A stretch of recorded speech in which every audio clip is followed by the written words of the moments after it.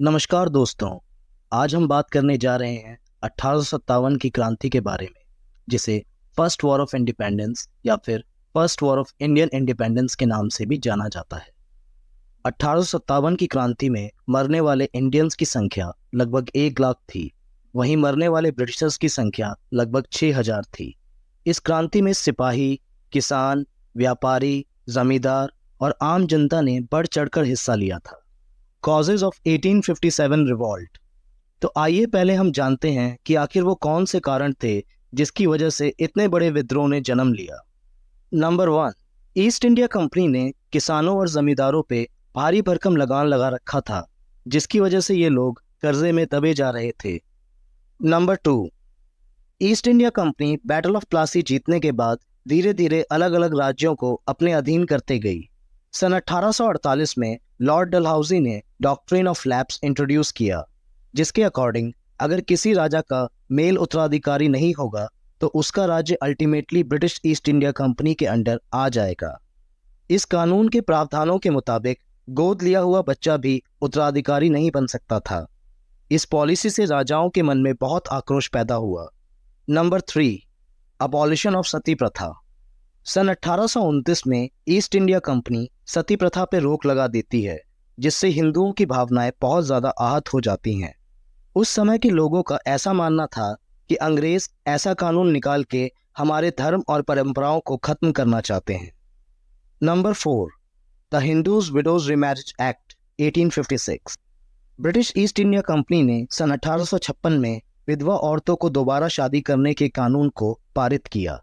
इस फैसले से भी हिंदू समाज के लोग बहुत ज़्यादा आक्रोशित थे। नंबर 5, सन 1830 के बाद से ब्रिटिश ईस्ट इंडिया कंपनी ने यूरोपियन मिशनरीज को यहाँ पर प्रचार करने की अनुमति दे दी थी, जो लोगों को बहला फुसला कर लालच देकर धर्म परिवर्तन करवाते थे। Number 6, religious disabilities act 1856। इस कानून के तहत यदि कोई व्यक्ति अपना धर्म चेंज करता है तो भी उसका अपने पिता की प्रॉपर्टी पे उतना ही हक रहेगा जितना कि पहले था। इस कानून के जरिए ईस्ट इंडिया कंपनी ज़्यादा से ज़्यादा इंडियंस का धर्म चेंज करवाकर उन्हें क्रिश्चियन बनाना चाहती थी। ईस्ट इंडिया कंपनी के इस कदम से लोगों को यकीन हो गया था कि अंग्रेज हमारे धर्म और परंपराओं को नष्ट करना चाहते हैं और अपनी सभ्यता हमारे ऊपर थोपना चाहते हैं। नंबर 7, सिपाही।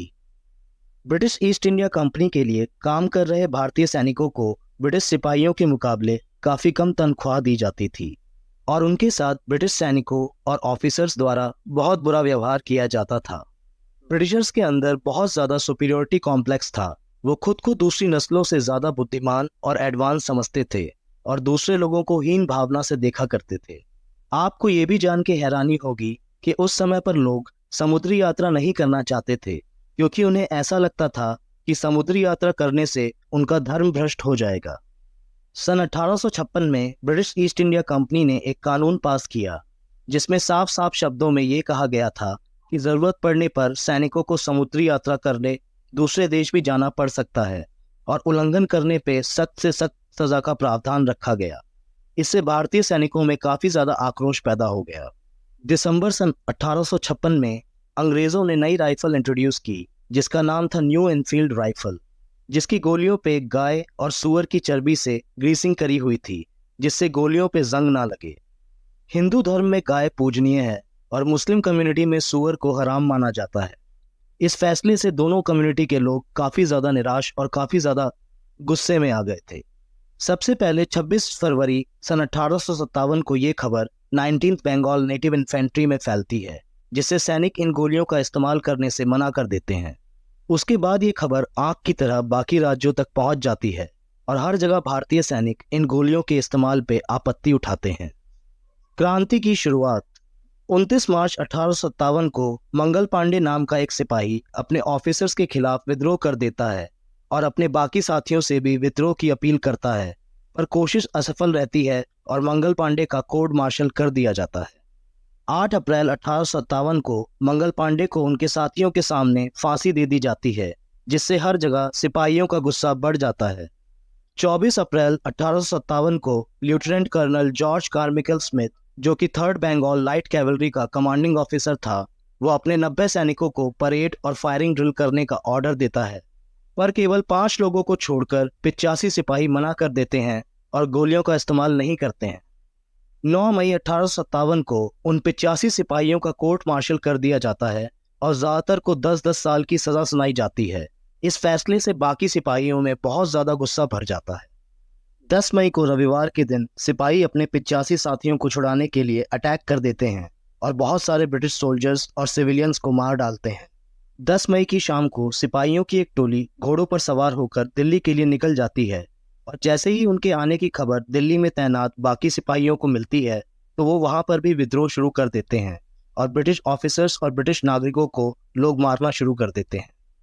दिल्ली में बगावत को अंजाम देने के बाद सैनिक बहादुर शाह जफर से मिलते हैं, जो कि आखिरी मुगल शासक थे, और उनको अपना नेता घोषित कर देते हैं।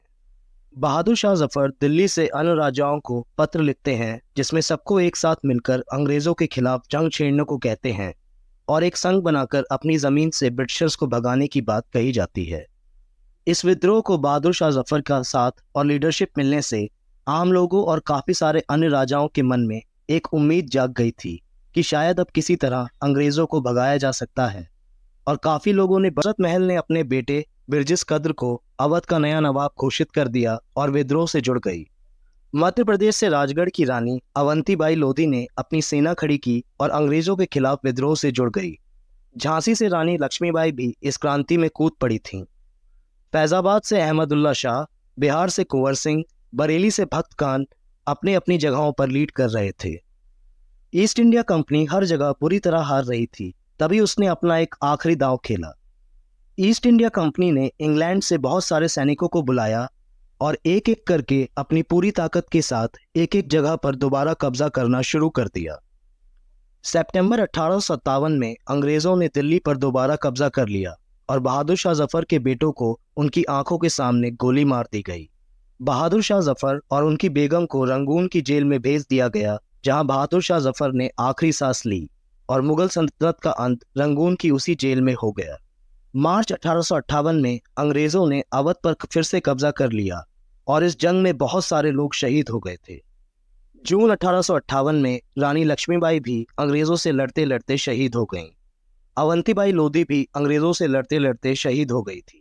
हर तरफ अंग्रेजों की जीत देखकर आम लोगों के हौसले पस्त हो गए थे और लोगों ने इस विद्रोह से अपने आप को धीरे धीरे अलग कर लिया, जिसके फलस्वरूप अंग्रेजों ने धीरे धीरे विद्रोहियों को बिल्कुल खत्म कर दिया और 1857 की क्रांति को पूरी तरह से दबा दिया गया। 1857 की क्रांति के बाद अंग्रेजों को समझ में आ गया था कि अब हम पुराने तरीके से इंडिया को नहीं चला सकते हैं। इसीलिए उन्होंने 2 बड़े चेंजेस किए, पहला एडमिनिस्ट्रेशन चेंजेस, दूसरा मिलिट्री चेंजेस। तो आइए पहले एडमिनिस्ट्रेशन चेंजेस को देखते हैं। गवर्नमेंट ऑफ इंडिया एक्ट 1858 लाया गया, जिसके तहत ईस्ट इंडिया कंपनी की सारी ताकत, सारी पावर्स ब्रिटिश क्राउन को ट्रांसफर कर दी गई। इंडिया के अफेयर्स को मैनेज करने के लिए एक सेक्रेटरी ऑफ स्टेट अपॉइंट किया गया, जो कि ब्रिटिश पार्लियामेंट का डायरेक्ट रिप्रेजेंटेटिव हुआ करता था। यानी अब ब्रिटिश पार्लियामेंट डायरेक्ट इंडिया को कंट्रोल कर रही थी। Military changes. 1857 की क्रांति का मुख्य कारण सिपाही ही थे, इसीलिए ब्रिटिश गवर्नमेंट ने सिपाहियों की भर्ती में बहुत सारे बदलाव किए। जैसे आर्मी को फिर से रीऑर्गेनाइज किया गया। बंगाल आर्मी में हर 2 इंडियन सोल्जर्स पे एक यूरोपियन सोल्जर अपॉइंट किया गया। वहीं मद्रास और बॉम्बे प्रेसिडेंसी में हर 5 इंडियन सोल्जर्स पे 2 यूरोपियन सोल्जर्स अपॉइंट किए गए। इंपॉर्टेंट पोजीशंस पे सिर्फ यूरोपियंस को ही रखा जाने लगा। आर्म्स एंड आर्टिलरी में भी सिर्फ यूरोपियंस को ही अपॉइंट किया जाने लगा। और इसी तरह से ब्रिटिश हुकूमत ने फिर से 1857 की क्रांति के बाद 90 साल और हमारे ऊपर राज किया। जय हिंद। दोस्तों, अगर आपको हमारा ये वीडियो पसंद आया हो तो प्लीज़ वीडियो को लाइक करें और हमारे चैनल को सब्सक्राइब करें। जय हिंद।